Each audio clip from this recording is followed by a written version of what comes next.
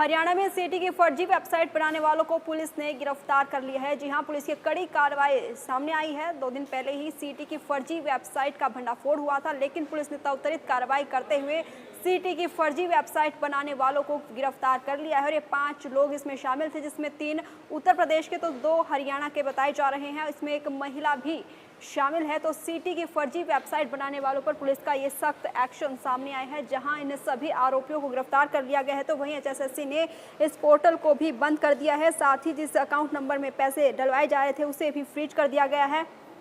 ये रजिस्ट्रेशन के लिए वेबसाइट बनाई गई थी। हरियाणा में कॉमन एलिजिबिलिटी टेस्ट के लिए रजिस्ट्रेशन के लिए फर्जी वेबसाइट थी, जहां 4 आरोपियों को पंचकुला पुलिस ने गिरफ्तार किया है। 3 आरोपी उत्तर प्रदेश के गोरखपुर और 2 आरोपी हरियाणा के कुरुक्षेत्र और फरीदाबाद के बताए जा रहे हैं, जिसमें एक महिला भी शामिल है। हरियाणा स्टाफ सिलेक्शन कमीशन ने मेंबर भूपेंद्र चौहान ने कहा कि 4 जून को फर्जी वेबसाइट बनाने की सूचना मिली थी। हमने तुरंत सेक्टर 20 स्थित साइबर थाने में इसकी शिकायत दी और फर्जी वेबसाइट पर जो QR कोड था वो भी फर्जी पोर्टल के साथ बंद कर दिया गया। साथ ही उस बैंक अकाउंट को भी फ्रीज कर दिया गया है, कोई उसमें से पैसे नहीं निकलवा पाएगा। वहीं डीसीपी सृष्टि गुप्ता ने कहा कि आरोपियों की उम्र 25 से 40 साल के बीच है। ठगों ने 29 मई को सीटी की फर्जी वेबसाइट बनाई थी।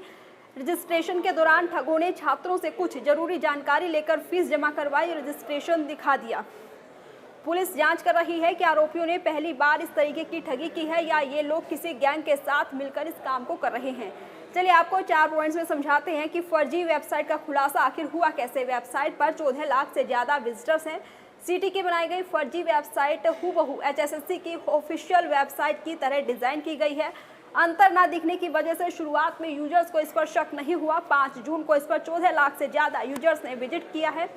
फर्स्ट स्टेप पर ही फीस का ऑप्शन आता है। फर्जी पोर्टल पर आवेदन के पहले ही फर्स्ट स्टेप पर फीस भरने का ऑप्शन दिया जाता है। स्कैनर को स्कैन करने पर शो होता है कि ये पेमेंट नीतू कुमारी के नाम वाले एक अकाउंट में जाएगी, जबकि ऑफिशियल वेबसाइट पर दिए गए स्कैनर को स्कैन करने पर पहले अभ्यर्थी की कैटेगरी पूछी जाती है। उसके बाद SBI MOPS के नाम पर UPI पेमेंट होता है। फर्जी वेबसाइट पर पेमेंट के लिए जो स्कैनर दिया गया उसे स्कैन करने पर नीतू कुमारी नाम से दिखा रहा है और साथ ही शक ना हो इसलिए फीस भी बराबर रखी गई है। ये पूरा फर्जीवाड़ा करने वाले ठग इतने शातिर हैं कि उन्होंने हर कैटेगरी के लिए फीस वही रखी है जो HSSC के ऑफिशियल पोर्टल पर दर्ज है। अधिक फीस मांगने से उन पर शक हो सकता था, इसलिए फीस बराबर रखी गई है। सीटी आवेदन पर जनरल कैटेगरी के लिए 500 रुपये फीस होती है, BC और SC के लिए 250 रुपये फीस होती है और साथ ही कमीशन के पास इसकी शिकायतें भी पहुँची हैं। तो इस पूरे मामले में आपको पंचकुला की डीसीपी सृष्टि गुप्ता का क्या कुछ कहना है वो सुनवाते हैं। जी, सबसे पहले जैसी इन्फॉर्मेशन मिली थी तो हमने हमारा था कि और नुकसान ना हो, तो जो वेबसाइट थी, जो फर्जी वेबसाइट्स बनाई हुई थी 2, उनको तुरंत प्रभाव से हमें वो डीएक्टिवेट करना था, उनको टेक डाउन करना था। वो की गई रातों रात। और जो QR कोड जिसके ऊपर पेमेंट ली गई थी बच्चों से वन टाइम रजिस्ट्रेशन के नाम पर, उसको भी डीएक्टिवेट कराया गया। बाकी जो हमारी संयुक्त टीम बनी है, एक हरियाणा साइबर नोडल की और साथ में जो पंचकुला साइबर की टीम है, इन लोगों ने फिलहाल 3 अलग अलग जगहों से 5 व्यक्ति राउंड अप करे हैं। 3 व्यक्ति गोरखपुर से, 1 व्यक्ति कुरुक्षेत्र और 1 फतेहाबाद से।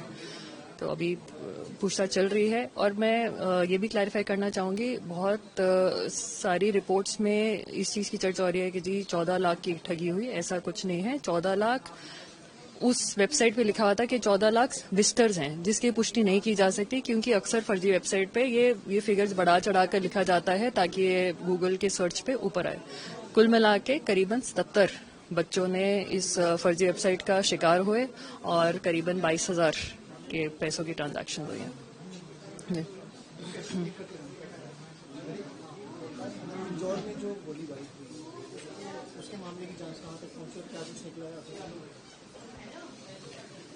जी, अभी तक तो हमने इनके बैकग्राउंड्स क्लियर करे हैं। जो गाड़ी का रूट था CCTVs के थ्रू, वो हमारा थोड़ा क्लियर हो गया है।